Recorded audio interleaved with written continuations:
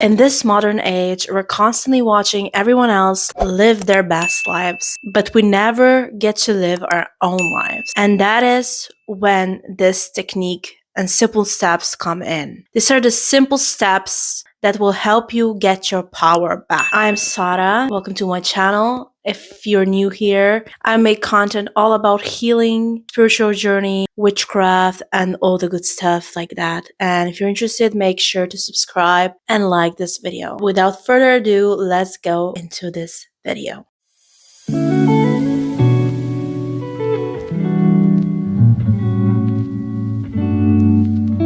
The first step is whenever you're feeling down or without the energy, you most likely have something inside of you that is keeping you from that. And usually it's a very simple technique that can help you get out of this. This is basically journaling it out.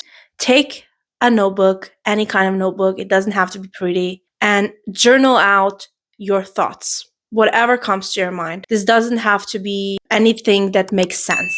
It's just how you feel and what you're thinking. And this will help you get everything that you have in here onto the paper. This will make sure that everything you are thinking through and feeling through, you will get to see it in real life. Because sometimes we don't see our minds, we don't see how our thoughts work unless we put them on paper. So this is the first step you'll do if you want to get back your power. Next step, when you have everything on the paper, you want to release your emotions. And this is basically just crying it out and screaming it out. Any kind of emotion that comes out is accepted here. And when it comes to manifesting, it doesn't mean that when you feel bad emotions, that this will take you further away from your manifestations. This will help you come closer to them, not get further away. Because whenever we feel emotions that we are not aware of, we tend to feel this resistance and we tend to feel powerless. And in order for you to take your power back, you have to be aware of the emotions you're feeling and you have to get them out.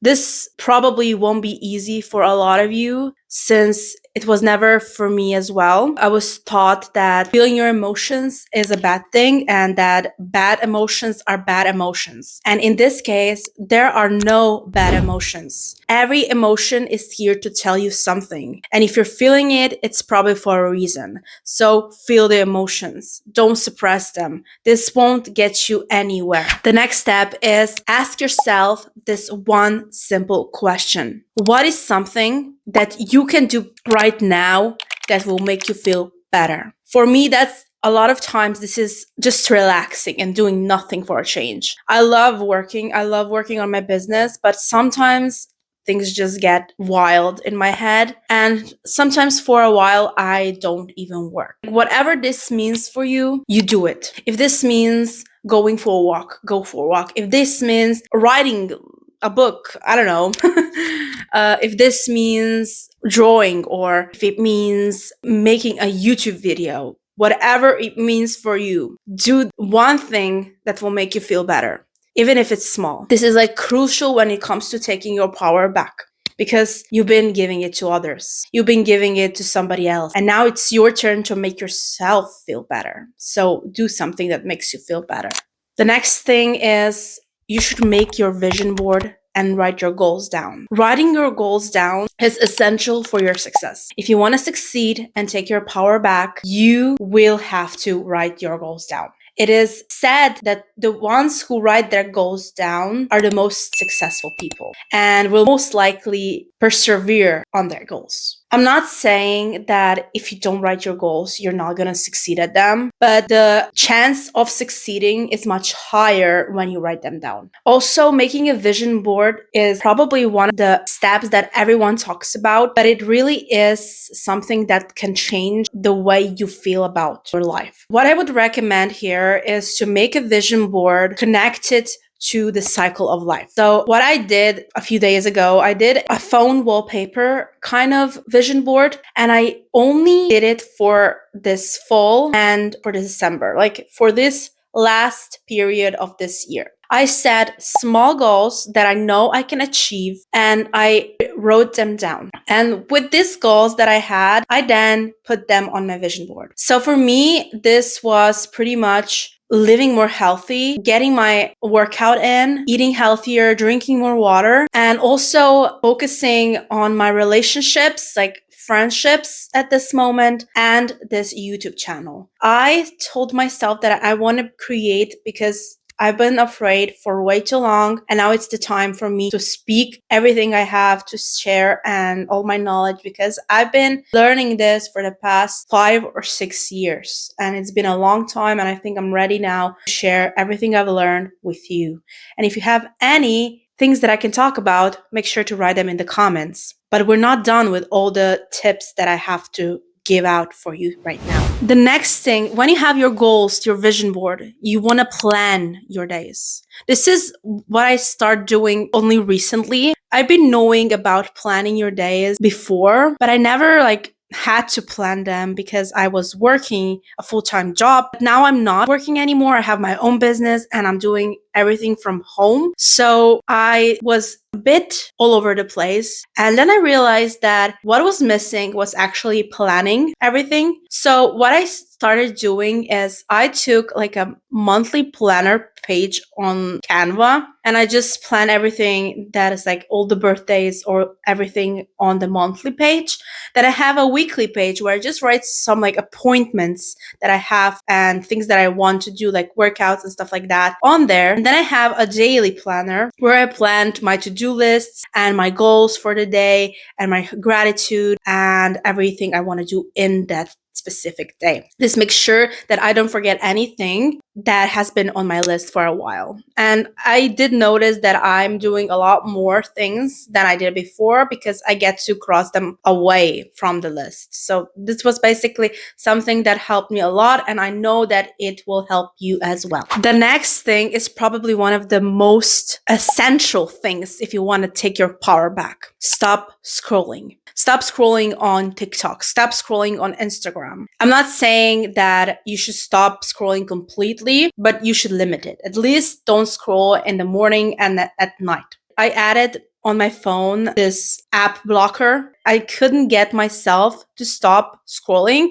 so I had to take an app to do it for me. And now this app locks my apps every day in the morning and at night, and I cannot use it until I'm done with whatever I'm doing. So this will help you get more time for yourself. And also what I noticed is that whenever I was scrolling, I was also comparing myself to others, seeing them live their lives, and I wasn't living my own life because I was living theirs. And whenever I watched everyone else live their lives, I forgot about my own. So I was drained from energy and I couldn't even do anything about my life. But let's go over how brain works. Your brain does know the difference between what is real and what is not. And whenever you're scrolling, you're just giving that energy to everyone else. So you see what everyone else is doing. Your brain does the work through it not realizing this is actually a video, and you're tired. And constant fatigue was really big for me. And ever since I started doing this, I noticed a big difference when it comes to taking my power back. I still compare myself to people. I notice when I am comparing myself, and I stop myself when I start comparing, because my journey and their journey is not the same, and it never will be. And even your journey and my journey will never be the same. Stop taking everyone else's lives as your own. You get to live your own life, and only because you can take your power back. The only one that can take the power back from other people and from things that you're being giving your power away is you. Stop waiting for someone to come and save you. The universe will assist, but it will never come and save you if you're not willing to save yourself. And with that, let's go to the next tip. The last tip is take action. And this is the tip where you take everything that you have learned and take it to action. What I've noticed is that before I start doing something big, I will always search up how to do this thing. And there's nothing wrong with learning. When you stop yourself by only watching content and never making something out of it, like only learning, and you're not doing anything with that knowledge, you're not progressing in life. And what I have learned, that taking action doesn't always mean taking big steps. Sometimes it means taking a small step every day. Sometimes this means taking a step back as well, because you don't want to burn yourself out in the process. So finding the right balance between taking action and resting is essential in this case as well. But this is something I cannot do for you. This is something you have to figure out for yourself. You have to take action and balance it with not taking action. And this sounds easier said than done. I know that because I've been there. I did all the work.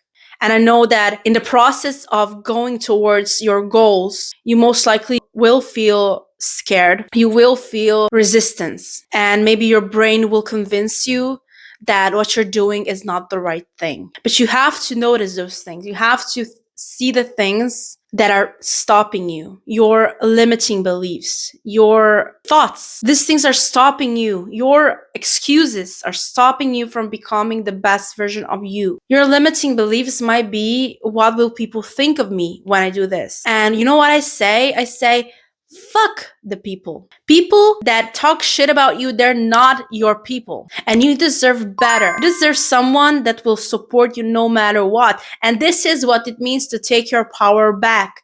This is what it means to feel the power. And it also, what means to take your power back is that you get to be 1% better than you were yesterday, just because you did one thing that was calling to you that day. And this will help you get so much energy because you're doing something for yourself. You're not keeping yourself small. This will help you feel amazing because going after your authenticity is your power. This essential thing, your authenticity, is the root of your energy. And finding your authentic self is hard, but we can go over this in the next video. We can go over how to be more authentic in the next video. But for now, stop giving your power away and make sure to like, subscribe, and all the good stuff. And I will see you in the next video. I hope you like this one. I really love sharing about these things. Bye.